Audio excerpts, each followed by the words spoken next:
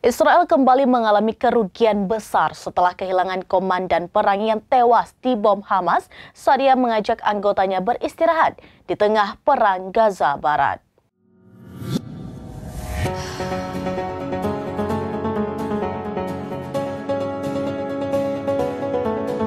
Israel kembali mengalami kerugian besar setelah kehilangan komandan perang yang tewas dibom Hamas saat ia mengajak anggotanya beristirahat di tengah perang Gaza Barat. Dikutip dari Turkiye, komandan Israel yang tewas adalah Jenderal Gershon Hakohen. Ia merupakan komandan operasi front barat di Gaza bagian barat. Jenderal Gershon tewas dalam operasi yang dilakukan pada Senin 4 Desember pagi. Saat itu, Gershon hendak mengajak sekumpulan tentara Israel beristirahat.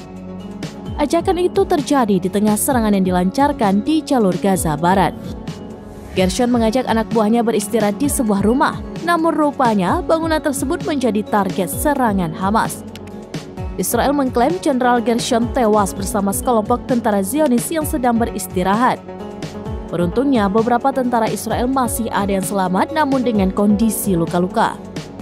Di satu sisi, Hamas mengklaim berhasil menyergap 60 tentara Israel di jalur Gaza.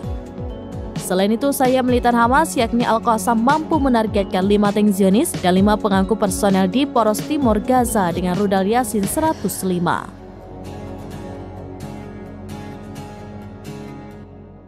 Demikian informasi terkini Syedar Alun. Saksikan terus beragam informasi lainnya. Jangan lupa like dan share seluruh akun serambinews.com.